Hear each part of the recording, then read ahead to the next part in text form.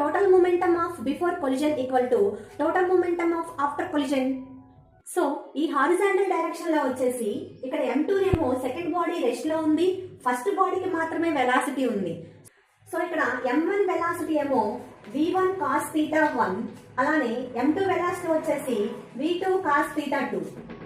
So ఎప్పుడైతే మనకు two angles make చేసాయో ఇక్కడ 2 డైమెన్షనల్స్ కాబట్టి సో ఇక్కడ దీనికి హారిజాంటల్ కి లైన్ కి వర్టికల్ గా ఇక్కడ ఏముంటుంది v1 sin theta ఉంటుంది, అలానే ఇక్కడ v2 sin theta ఉంటుంది.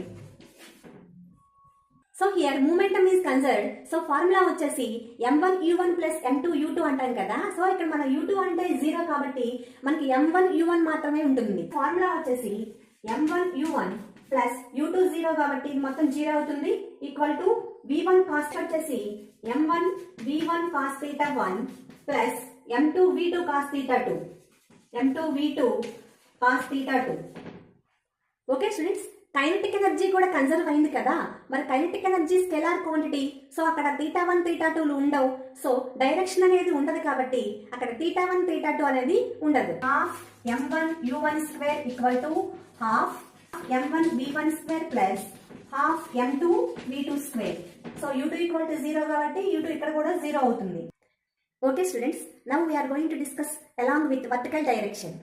సో ఇక్కడ మనం ఏం అబ్జర్వ్ చేసాం, హారిజాంటల్ డైరెక్షన్ లో ఉన్నప్పుడు సెకండ్ బాడీ రెస్ట్ లో ఉంది, ఫస్ట్ బాడీకి వెలాసిటీ ఉంది. అదే వర్టికల్ డైరెక్షన్ తీసుకున్నట్లయితే రెండింటికి వర్టికల్ డైరెక్షన్ వెలాసిటీస్ ఉన్నాయా, లేవు. సో వర్టికల్ డైరెక్షన్ లో m1 కి వెలాసిటీ లేదు, m2 కు కూడా వెలాసిటీ లేదు, వర్టికల్ గా లేదు. సో బిఫోర్ కొలిజన్ ఈ రెండింటికి వర్టికల్ డైరెక్షన్ లో వెలాసిటీస్ లేవు.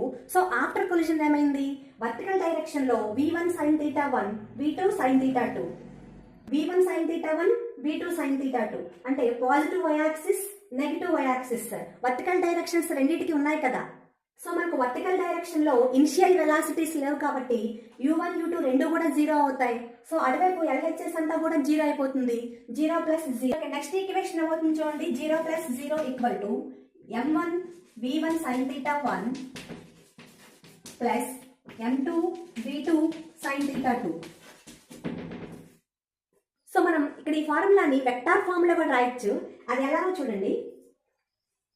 So m1 v1 sin theta 1 ఇది పాజిటివ్ y యాక్సిస్ కాబట్టి j క్యాప్ అని రాయొచ్చు, అలానే plus m2 v2 sin theta 2 minus j cap అంటే నెగటివ్ y యాక్సిస్ కాబట్టి మైనస్ j క్యాప్.